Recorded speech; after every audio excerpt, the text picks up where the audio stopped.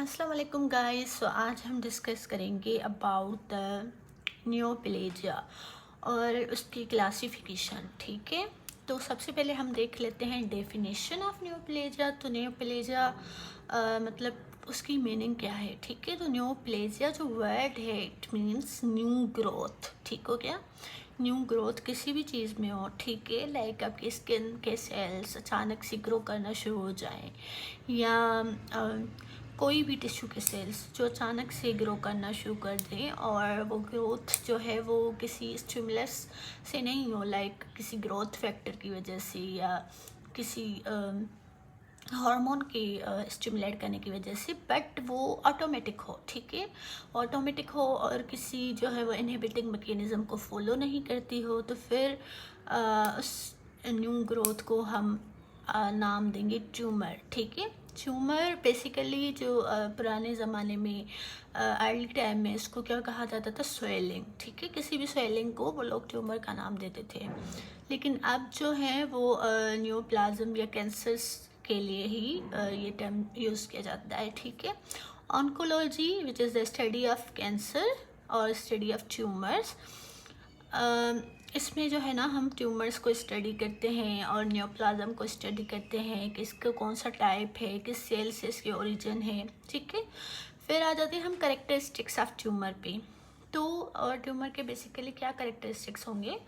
एक तो ये मोनोक्लोनिक इन ओरिजिन होगा, यानी कि ये अराइज होगा एक सिंगल सेल से। ठीक है, एक सिंगल सेल इतना डिवाइड करेगा, इतना ग्रो करेगा कि वो एक ट्यूमर बना देगा, एक स्वेलिंग को बना देगा। ठीक है, फिर ये जो ट्यूमर्स होते हैं क्लासिफाइड होते हैं according to their cell of origin, कि वो किस सेल से ओरिजिनेट हो रहे हैं। लाइक एपिडर्मल सेल से ओरिजिनेट हुए हैं, किसी ग्लैंड से, ग्लैंडुलर सेल से ओरिजिनेट हुए हैं, या किसी मेसेंकाइमल सेल से ओरिजिनेट हुए हैं। तो हम उनको उसके अकॉर्डिंग क्लासीफाई करेंगे। उसके बाद उनका बिहेवियर होता है अलग अलग। Like benign tumours, they are like innocent, ये कोई नुकसान नहीं पहुंचाते, इतने हार्मफुल नहीं होते, बस ये परसिस्टेंट होते हैं और हमेशा रहते हैं। ठीक है, फिर मेलिग्नेंट ट्यूमर जो होते हैं वो बहुत खतरनाक होते हैं, they are also known as cancers. और लोकली मेलिग्नेंट होते हैं, वो मेटास्टेसाइज नहीं करते, आगे नहीं जाते, किसी और टिश्यू को नहीं नुकसान पहुंचाते, लेकिन जहाँ पे होते हैं वहाँ वाला जो टिश्यू होता है वो ख़राब हो चुका होता है, और वो अ, जो है ना वो अब किसी काम का नहीं रहता। ठीक है, तो फिर फर्दर अगर हम बात करें बिनाइन ट्यूमर और मेलिग्नेंट ट्यूमर्स की, तो बिनाइन ट्यूमर जैसे मैंने आपको बताया कि उनके जो जब हम ग्रोस फीचर्स देखें या माइक्रोस्कोपिक फीचर्स देखें तो वो इनोसेंट होते हैं, वो रिजेंबल करते हैं अपने पेरेंट सेल से, जिस सेल से वो अराइज हुए हैं। ठीक है, और ये लोकलाइज रहते हैं, लाइक ये मेटास्टासाइज जहाँ पे हुए हैं, लाइक थायराइड का ट्यूमर है। ठीक है, थायराइड एडिनोमा, तो वो थायराइड में ही रहेगा, किसी और पिट्यूटरी में नहीं चला जाएगा, या किसी एड्रिनल ग्लैंड में नहीं चला जाएगा, या लिवर में नहीं चला जाएगा। ठीक है, तो वो वहीं पे रहेगा अपनी जगह पे, और ये स्प्रेड भी नहीं होता दूसरी अदर साइड्स पे, लाइक उसकी जो सराउंडिंग वाले टिश्यूज़ हैं उनको इन्वाइड नहीं करता, ये अपने कैप्सूल में रहता है। ठीक है, उसके बाद इसको हम रिमूव भी कर सकते हैं इजीली बाय अ सर्जरी, क्योंकि ये कैप्सुलेटेड होता है, ये दूसरे नर्व्स को या जो आर्टरीज सराउंडेड में होती है उनको इन्वेड नहीं करता, उनको जो है वो अपने जो ट्यूमर सेल्स हैं वो उनमें अंदर नहीं चले जाते, तो वो इजीली होता है कि हम सर्जरी करके इसको निकाल देंगे तो ख़तरा टल जाएगा। ठीक है, तो पेशेंट्स के सर्वाइवल चांस इसमें ज़्यादा होते हैं कि बस आपने ट्यूमर निकाल दिया तो फिर पेशेंट फिर से वैसे ही हो जाएगा, नॉर्मल ठीक हो गया। उसके बाद मेलिग्नेंट ट्यूमर्स को अगर हम बात करें तो इनको हम कैंसर्स भी कहते हैं, जैसे मैंने आपको बताया। और कब हम मेलिग्नेंट कहेंगे ट्यूमर को, जब ये अपने पेरेंट सेल से रिजेंबल नहीं करेगा। ठीक है, लाइक क्योंकि एक जगह पे होते हैं, फिर वो मेटास्टेसाइज करके किसी दूसरी टिश्यू में चले जाते हैं, तो अब अगर हम वो दूसरे टिश्यू से मिलते हैं, ठीक है, तो वो कैसे अपने पेरेंट सेल से रिजेंबल करेंगे, क्योंकि वो तो किसी और टिश्यू से निकल के यहाँ पे आए हुए हैं। ठीक है, और ये मे भी सराउंडेड हो कैप्सूल से और मे नॉट। ठीक है। और ये इन्वेड करते हैं अपने सराउंडिंग टिश्यूज़ को, कोई ब्लड वेजल हो गई, कोई नर्व हो गई, कोई ग्लैंड हो गया उनके सराउंड में, तो वो उसको भी इन्वेड कर देंगे, उसमें भी कैंसर कर देंगे, ठीक है। और ये डिस्टेंट साइड्स पे मेटास्टेसाइज कर जाएंगे, ठीक है। तो ये यानी कि हमारा जो ट्यूमर हुआ, मैलिग्नेंट ट्यूमर, कैंसर हुआ हमारे थायराइड ग्लैंड में, तो वो लिवर में भी जा सकता है, वो ब्रेस्ट में भी जा सकता है, वो कहीं पे भी जा सकता है, ठीक है।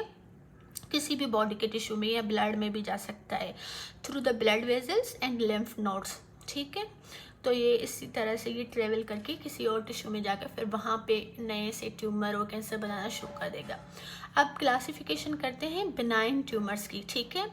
जैसे मैंने आपको बताया कि ये सेल ऑफ ओरिजिन के हिसाब से होता है। फिर हम दूसरे लेक्चर में मैलिग्नेंट ट्यूमर्स को भी डिस्कस करेंगे, उनकी क्लासिफिकेशन को, ठीक है।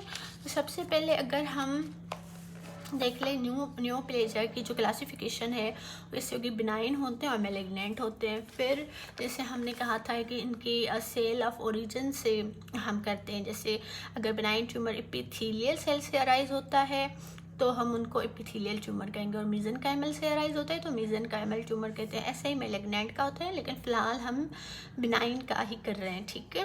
तो क्लासिफिकेशन, जनरल क्लासिफिकेशन जो है बिनाइन ट्यूमर्स की, तो ये होते हैं एक एपिथेलियल ट्यूमर जो एपिथेलियल सेल से अराइज होंगे, और मेसेनकाइमल ट्यूमर जो कनेक्टिव टिश्यू सेल से अराइज होंगे, ठीक है।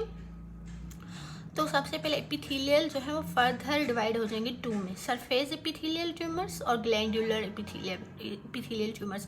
आपको पता है कि ग्लैंड्स भी एपिथेलियम से ही बने होते हैं, ठीक है। तो जो सरफेस एपिथेलियम वाले जो ट्यूमर्स हैं उनको हम पेपिलोमा भी कहते हैं, और जो ग्लैंडुलर एपिथेलियम के होंगे उसको हम एडिनोमा कहेंगे।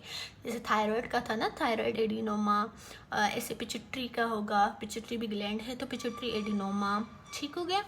अब फर्स्ट हम सरफेस एपिथेलियम वाले को यानी कि पेपिलोमा को क्लासीफाई करते हैं। तो ये एक्सटर्नल हो जाते हैं, इंटरनल एक्सटर्नल, जैसे हमारी स्किन हो गई एपिथेलियल सेल्स की बनी हुई है, तो स्किन का अगर हुआ तो हम उसको क्या कहेंगे, स्क्वेमस सेल पेपिलोमा, ठीक हो गया, स्क्वेमस पेपिलोमा। अगर ये बिनाइन होता है तो इसको हम नेवस कहते हैं, ठीक है। उसके बाद इंटरनल की अगर हम बात करें तो इसमें भी स्क्वेमस पेपिलोमा आ जाएगा, म्यूकस पेपिलोमा आ जाएगा, ट्रांजिशनल सेल्स जो यूरिनरी ब्लैडर के एपिथेलियम होता है उसको हम ट्रांजिशनल सेल पेपिलोमा कहेंगे। डक्ट सेल पेपिलोमा, डक्ट्स जो ग्लैंड्स की होती हैं अगर उसमें ट्यूमर हो जाए तो उसको हम डक्ट सेल पेपिलोमा कहेंगे। और हाइड्रेटिफॉर्म मोल क्या होता है, ये भी एक ट्यूमर होता है, एक कोरियोनिक विलाय का ट्यूमर जो प्लासेंटा में होते हैं ना, वो वाला किसी को प्लासेंटा में अगर ट्यूमर हो गया तो उसको हम हाइड्रेटिफॉर्म मोल कहेंगे, ठीक हो गया, ये एक्सेप्शन है। उसके बाद ग्लैंडुलर एपिथेलियम की अगर बात करें, जैसे थायराइड का मैंने आपको बताया, तो थायराइड एडिनोमा हो जाएगा। और इंटेस्टाइन में अगर हो गया तो फिर उस हिसाब से जैसे एड्रीनल एडिनोमा होता है या कुछ भी, ठीक है। उसके बाद दूसरा ये जो ग्लैंडुलर है ये फर्दर सिस्ट एडिनोमा और पेपिलरी सिस्ट एडिनोमा में होते हैं क्लासीफाई। अब सिस्ट एडिनोमा में क्या होगा कि ये हम पे एक ट्यूमर तो होगा लेकिन वो सिस्ट लाइक होगा और उसमें फ्लूइड होगा, ठीक है, फ्लूइड फिल्ड सिस्ट की तरह होगा, और ये ओवरीज में होता है जिसको हम क्या कहते हैं, सिस्ट एडिनोमा ऑफ ओवरीज, ठीक हो गया।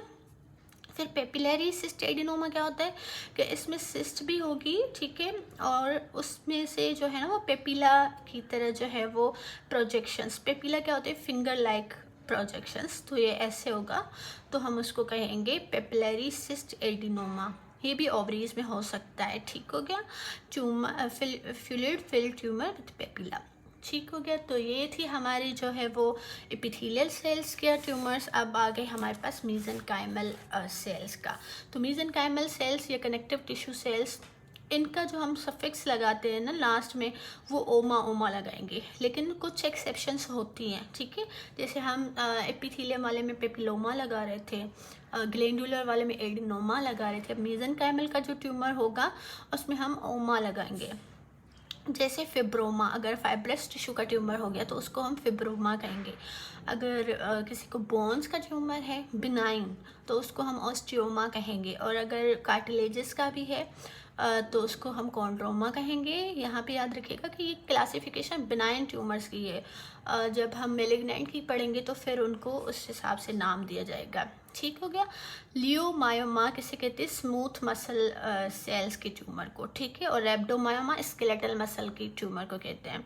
लाइपोमा एडिपोज टिश्यू के लिपिड के ट्यूमर को कहते हैं, ठीक हो गया। और मेनिंजोमा जो है वो ब्रेन की जो मेनेंजेस है उसकी ट्यूमर को कहते हैं, बट वो नॉन इन्वेंसिव होना चाहिए, क्योंकि ये मेनिंजोमा जो है वो मेलिग्नेंट को भी सेम ही मेनिंजोमा ही कहते हैं, ठीक है। तो अगर मेनिंजोमा नॉन इन्वेंसिव है तो वो बिनाइन है, और अगर इन्वेंसिव है तो वो फिर मेलिग्नेंट में आ जाएगा। फिर दूसरे आ जाते हैं हमारे पास लिम्फ एंजियोमास, यानी कि जो लिम्फ वेजल्स होती हैं उनका ट्यूमर, उसको हम लिम्फ एंजियोमास कहते हैं। और हेमेंजोमा ब्लड वेजल्स के ट्यूमर्स को। तो ये था आज का हमारा lecture about the classification of benign tumour and some introduction about neoplasia. अगर आपको पसंद आया है तो like and subscribe my channel. अल्लाह हाफिज़।